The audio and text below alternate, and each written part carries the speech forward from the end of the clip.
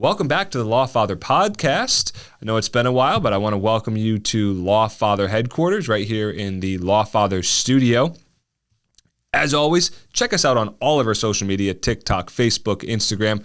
Big welcome to all of those following along on TikTok Live. You guys get to see my bright, shining face on the show as we do it, well, as they call it, live, right? All right, so and those of you who want to see the show by video, you'll have every opportunity to. It'll be up on YouTube shortly after we record it. So check us out on all those different places. Now, those of you who have watched The Bachelor and The Bachelorette, and I know Chris Harrison isn't a part of it anymore. At least I don't think he is. Last time I saw it, he was, but I don't think he is anymore. It is the most dramatic season ever, right? Every single time, the most dramatic. Well, we're going to have something similar today. We are going to have the most controversial Lawfather podcast ever. Okay, those of you who follow along pretty much know that I stay away from highly controversial topics, and I do that on purpose because, well, I don't like to create controversy in a world where I just like to like everybody, which I do, okay? But there is something really polarizing going on here in Florida. It is making for really good analysis and really good insights. And I think in all reality, okay, if you look at this thing and you read the news outlets, okay, and maybe a podcast is considered the news, right? Jason, am I considered a journalist because I'm here? Jason says, no, I'm not a journalist, but I guess it's news. So I'm in some purgatory of the news cycle here. Okay, we'll say it like that. But we'll call it regular news, if you will. They've taken this bill here in Florida, okay? And it has become titled the Don't Say Gay bill, right? And the opponents of it have made it the Say Gay bill, I guess, or that's the tagline in it. And the bill's actual official title is HB 1557, which would be House Bill 1557, which is Parental Rights in Education. That is the title of the bill. Those of you here on video, I have actually the whole text of the bill. I almost just dropped it, but hey, here we go. We have the whole text of that bill. And it's really led to, I think, misconceptions. In all reality, everything that I've heard so far on a lot of the news platforms has been really different from what I actually read. So I read through this entire bill. I'm going to talk about this entire bill here today. And I my hope is, right, is to get some education out there, to get people involved and to understand that, hey, maybe read some of these things for yourself. Get some understanding for yourself and know what's going on, because we have Governor DeSantis who has signed this bill. Now, I don't think Governor DeSantis authored this bill. It was prepared by the Education and Employment Committee, which is Rep. Harding and Senator Baxley. Okay, so that is where this bill started. Governor DeSantis did not actually write this bill. He did sign it into law after it was voted on by the House and the Senate, and both of them voted to approve the law, which takes effect July 1st.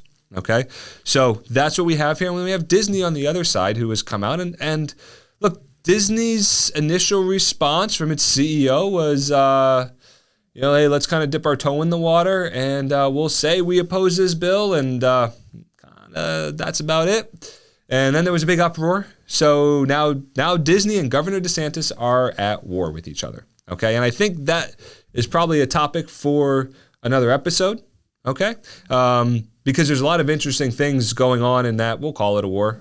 Maybe we won't, because there's an actual war going on in the world right now. And I think the little tiff between Disney and Governor DeSantis, it'd be wrong to call it a war. So we're going to say that the little tiff that the state of Florida via Governor DeSantis and Disney is having is a tiff, and we'll talk about it in another show. But let's talk about the Parental Rights in Education bill, right? The quote-unquote Don't Say Gay bill, all right? Let's start with what this bill does not have. We're going to go through this whole thing, okay? There is not one place in this entire bill. Now, this bill is not very long, okay? It is all of 4 pages, all right? You know what it doesn't say? It doesn't say the word gay anywhere. It doesn't use another synonym for gay, right? Another word that means the same, but is a different word. It's not in here at all. Not in any of these 4 pages, okay? So collectively, I feel like the news media on both sides of it has lost their mind over something that's not even in this bill. But let's look at it, okay? So I have a couple things here, and I'm going to read from a couple things, both of them directly from the authors of this bill, okay? Now, if this bill, right, if you were to go look up online and look up Florida state statutes, this is how a statute becomes a statute. Okay, this is exactly how, and I think we've talked about this before, how these things work. This bill that I have here in front of me was created and drafted, and it was voted on by the House and the House and the Senate and signed into law by Governor DeSantis. This, if you look in the Florida state statutes as of July 1st, this bill, as it's written, will be a Florida state statute. Okay, so. Somebody wants me to meow for them, Jason, on TikTok Live. I will politely decline to meow on the show. Meow. So anyway, back to seriousness here. The Parental Rights in Education. There is a summary of what it is. The very first line tells you exactly what this is. The bill reinforces a parent's fundamental right to make decisions regarding the care and upbringing of his or her child in the public school setting. Okay. Yes, the summary of the bill is about half as long as the entire bill. But anyway, that first paragraph is the most important. Okay. Now look, I have 2 young kids, both of them elementary school age. We're just before and going into elementary school age. Okay. There's certain things that I want to know about my kids. Okay. And I think that there's a lot of parents out there that want to know things about their kids. Right? Look, this is a much different world than we were brought up in, right? I'm 39. Let's just put that out there. I'm 39, okay? I was born in 1982. So, you know what didn't exist when I was a kid? Facebook. Cell phones, okay? Now, they kind of existed. Facebook didn't truly exist at all. Like, wasn't even, I don't know. Jason, you know how old Mark Zuckerberg is? I think he's younger than me. But it didn't exist at all. I was in college the first time, and those of you who remember when Facebook came out, okay, you actually had to be in college, and you had to use a college email to be able to have a username. That's how it started. Okay, now you know where we are. Things are very different today than they were then, right? Look, I had a cell phone at 16 there was reasons, okay? And I don't need to get into them on the show. But I did, and it had to do with me being able to contact my parents. We were moving. We were in the process of moving, and my parents had to stay in one state, and I was going to the state that we were moving to and staying with somebody trusted. They needed me to be able to reach them, okay? So just put that out there. But it was a phone. It was essentially no different than the landline phone that you had in the house. You literally would open it up, and it was a brick. I think it had a little cover that covered the numbers, right? Dial the numbers, hit send, make a phone call, and it was crappy reception, right? That was it. Couldn't play any games, couldn't go on the internet, couldn't go on social media because social media didn't exist. Things were different, okay? That said, I want to know what's going on in my kid's life, right? And I would assume whether or not you are for or against the House bill, or you're for and against really any of this, we'll call it madness, right? That you want to know what's going on in your kid's life. I would sure hope so, right? I want to know, okay? But anyway, the bill talks about creating procedures to reinforce the fundamental right of a parent to make decisions regarding the upbringing and control of their children in a specified manner, okay? Most of this is aimed towards elementary school kids, right? Some of it is aimed towards as you get older, but look, even a kid in high school, don't you want to know what's going on in their life, right? So let's look at it. Let's look at the bill. Let's go through the bill, then let's break it down, okay? The bill also prohibits school districts from adopting procedures wow, okay, I can't even read my own highlighting over here. It prohibits a school district from adopting procedures or student support forms that prohibit school district personnel from notifying a parent. Hey, you know what? Don't you think a parent should know about their kid and it's not just up to the school?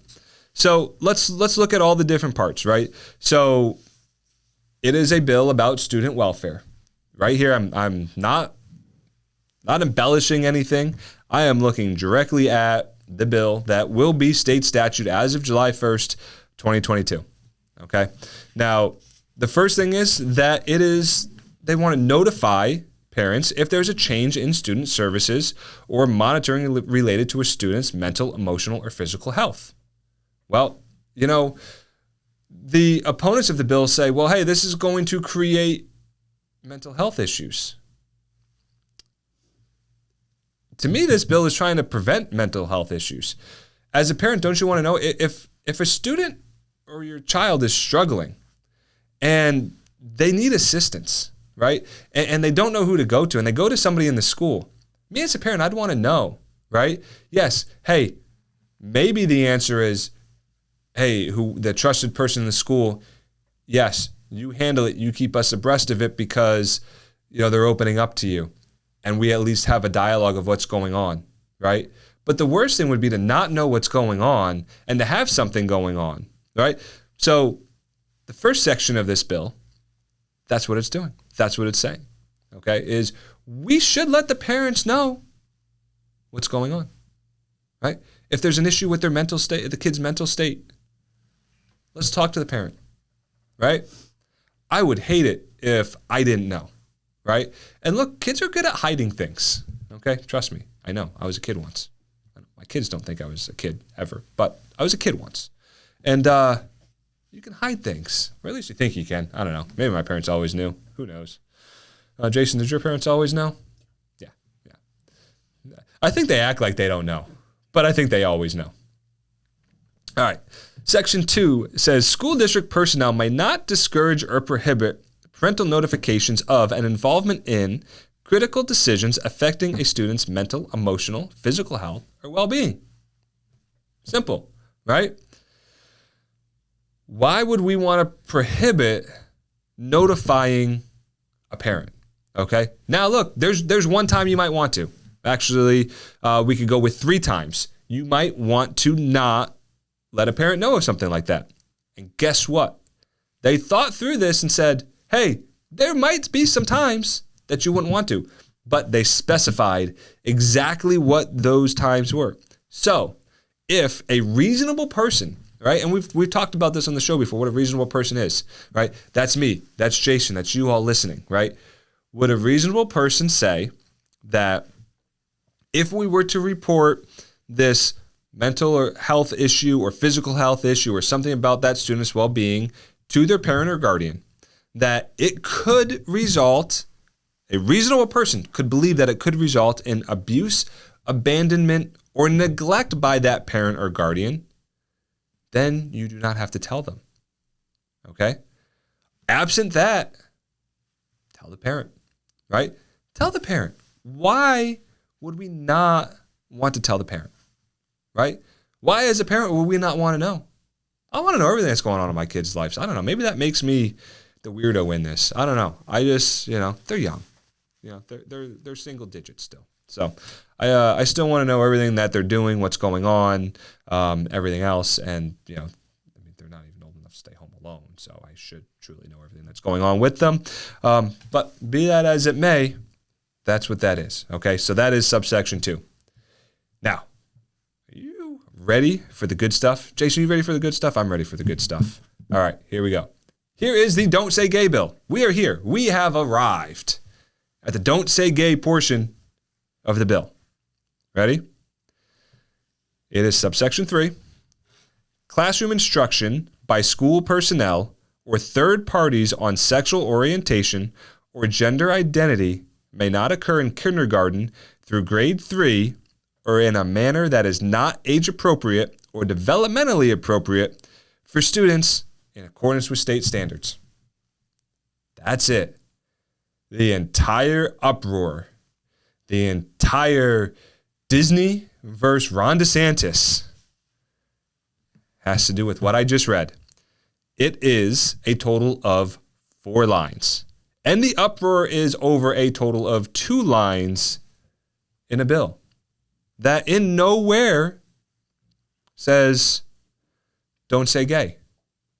What it says is that, hey, kindergarten through 3rd grade, we're not letting our public school teachers or any third party, right? Because if you just titled this as a teacher, right, you could easily get around it because what would you do? You would just go hire somebody who's not a teacher, some third party to come in and do the teaching that you want to do. Okay? But let's look at a couple things. Let's just think through this. Let's not get lost in everybody's quickness to get angry and protest and not think through things. How much sexual orientation and gender identity and sex is being taught in kindergarten through 3rd grade? I mean, I would think none. I don't know. Maybe, I don't know, right? Who's teaching that? Who's teaching sex ed in kindergarten through 3rd grade? I mean, kids don't truly understand, right? I can tell you an actual discussion with a young child, okay, that was, hey, guess what? Not me. This is child to me. Hey, guess what? A girl can marry a girl and a boy can marry a boy. I go, yep, you're right. Okay. Kid goes, well, then I'm going to marry my mommy and I'm going to marry a girl in class because, see, girl. That is real life. That is how a kid processes that, right? They're not adults. They have no idea, right? They have no idea. And this is a good point. Someone asked, well, if there wasn't a need, why have a bill for it? I think that we have reached a time that I could see maybe that this would be starting to be pushed in some of the schools, and that may be why. And here's the thing, maybe, and you know, we don't know what goes on behind the scenes, right? We don't know what Rep. Harding and Senator Baxley, what information they were fed by some of their constituents. And maybe some of the feedback was, hey, in our schools, this is what they're teaching the elementary school kids, right?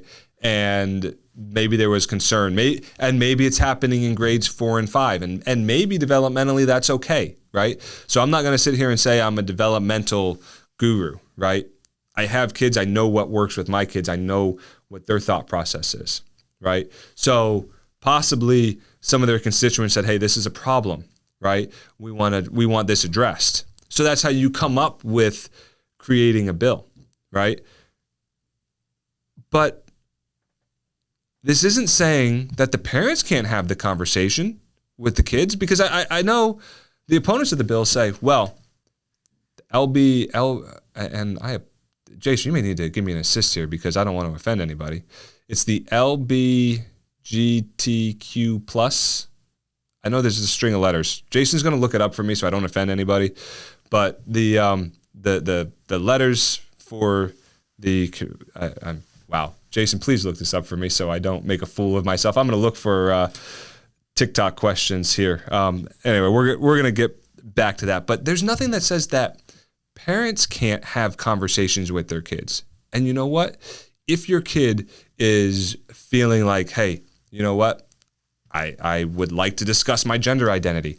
I would like to discuss my sexual orientation. We as parents should be responsible for having that discussion, right? Why would I want the elementary school teacher to be responsible? And where I was going with it before was LGBTQI+. Got it. Right. So, and all kidding aside, I really, look, I truly love everybody. Like, whatever you want to do, go do. Like, you be you, right? I really, honestly, I don't care, I guess. Like, whatever you want to do is good for you. Whatever I want to do is good for me. And that's how I look at life, right? So I hope you don't take offense to me stumbling over the letters. I certainly don't take offense, whatever you want to do. I mean, good God, I've probably seen it all. So that said, what this is saying is we don't need the elementary school teachers to be the ones that are providing this education, right? Puts it back in our lap as the parents. Let the parents make the decisions, okay? Let the parents decide when these discussions should happen, right? Because, hey, what's good for my kid isn't necessarily good for the next kid and the next kid and the next kid, right? Because everybody develops at different times, right? We're talking about, some of it we're talking about science, right? We're talking about hormones, and hormones are science. I don't really care whatever else you want to figure out about hormones. It is science. It is biological, right? And some people get hormones earlier in life. Some people get it later, right? And just is what it is. But why should we put everybody in a box and say, even though you're not ready to understand this conversation, we're going to, in our public schools, have this conversation, right? So, look, the media has collectively lost its mind over kindergarten through third grade. After third grade, so fourth grade through 12th grade, all it's saying is it needs to be age or developmentally appropriate. It's not saying you can't ever talk about it. It's not saying we should, push it away and act like it doesn't exist. Okay? Put it like this. There are things that I have trouble wrapping my head around and understanding. I truly don't care. Like, you do you, right? Any of you out there, you do you, right? I truly, you do what makes you happy. But there are some things that I just don't understand. It doesn't mean that I'm biased against anybody. I just don't understand it. And if I don't understand it at 39, how can I understand a kindergarten through third grader to understand it, right? I mean, it's very real. So that is that part of it, okay? So that is the Don't Say Gay bill, or at least subsection 3 of the bill titled Parental Rights in Education, right? That has caused all of the uproar. Next, at the beginning of each school year, the school district has to notify parents of healthcare services offered at their student's school, and that the parent can withhold consent or decline any specific service. Once again, we come down to our kids aren't the state's kids. Our kids are our kids, right? And we should have the ability to say yes or no, right? And we will go from there. And the next one is that before administering a student well-being questionnaire or health screening form to a student in kindergarten through third grade, the school must provide the questionnaire or screening form to the parent and obtain the permission of the parent. Seemingly very logical, right? I could tell you put a health screening questionnaire in front of my kid, he's not going to have a clue about his health, right? I mean, he's just not. He's just too young, right? The parents should know, right? At what point did it become that the parents shouldn't know everything that's going on with the kids, right?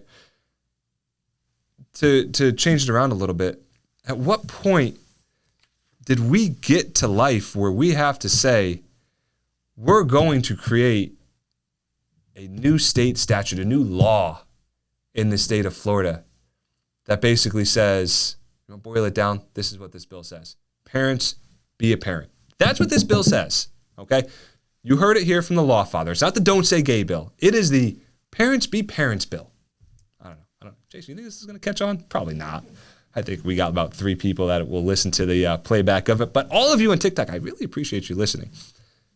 It is the Parents Just Be Parents bill, right? And it is the acknowledgement of, hey, schools, we are not the parents, right? Schools are not the parents. We are the parents. Let the parents be the parents. Let the parents teach their kids, okay? It's not saying this stuff doesn't exist, okay? But let the parents decide when the right time is to have certain discussions. look, for some kindergarten through third graders, those discussions probably need to be had, right? For others, they don't need to be had yet. Maybe it needs to happen in fourth grade or fifth grade, right? Or maybe at some point they'll learn it in school, right? But why make a one size fits all?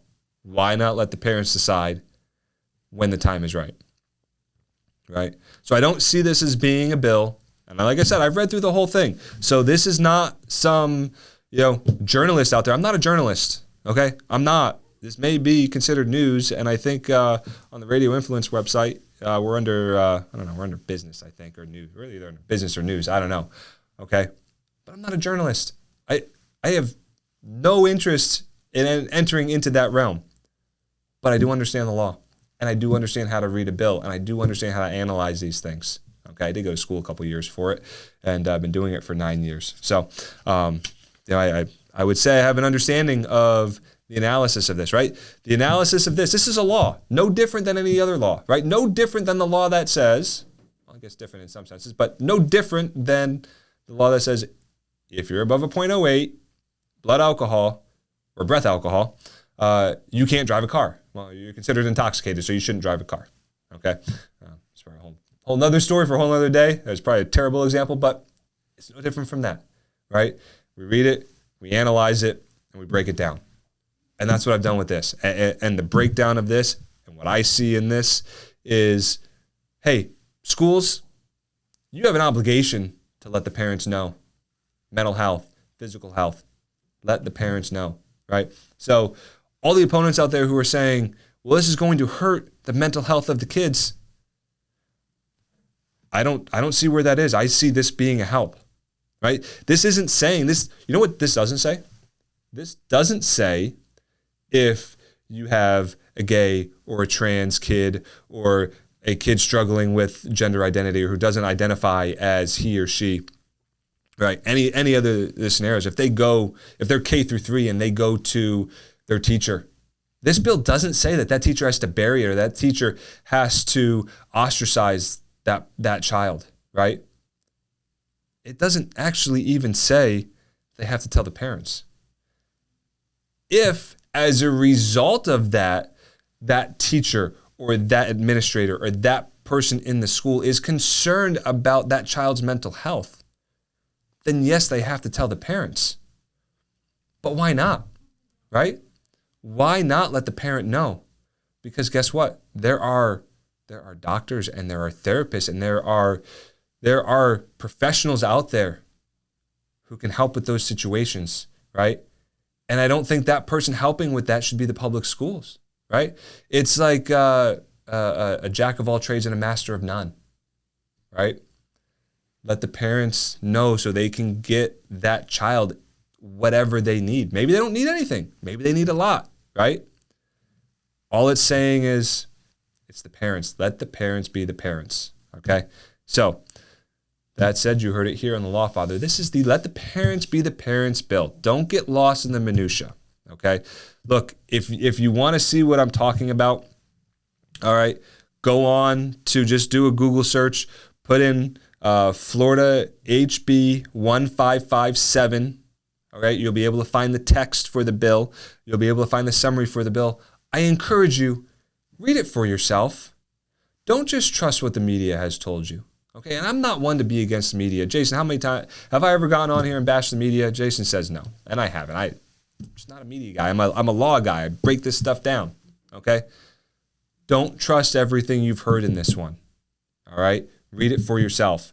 It's actually, look, most of these bills are written by lawyers, and even as a lawyer, they're ridiculously hard to understand. This bill is written in very simple, plain English.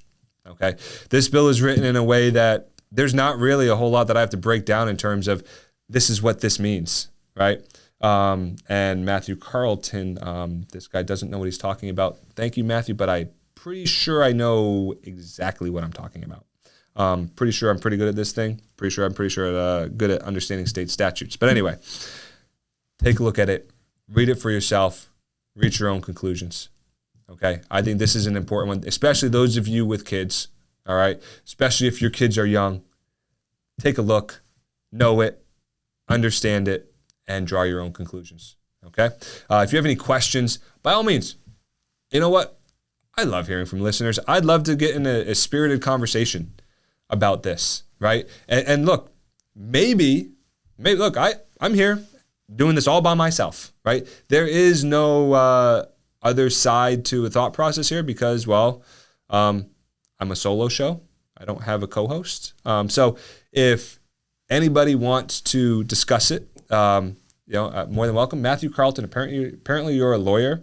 So if you want to call me and discuss, that I don't know what I'm talking about, which I'm 99.9% sure that I know exactly what I'm talking about, feel free to reach out to me. Okay? 813-800-4LAW. Feel free to reach out and call me anytime. You can hit me up at the Lawfather on Instagram, at the Lawfather Tampa on Instagram, at the Lawfather on Facebook, TikTok. You guys already know where to find me there, but it's at the Lawfather, those of you who are listening. And check out our YouTube page as well. All right. Check out all the shows on Radio Influence. Recently, as we wrap up the show on Jason's show here, you guys hear Jason sometimes. You guys don't really hear him. More me talking to Jason and getting nonverbal cues from him, okay, that you all can't see or hear. But anyway, had a great time on his show the other day, so check out his show. It is the MMA Report. You can check it out on Radio Influence. And also the DJ Eakin show, also on Radio Influence. So check out all my Radio Influence peeps. And that is the show for today. It is right here from Lawfather Headquarters. Lawfather out.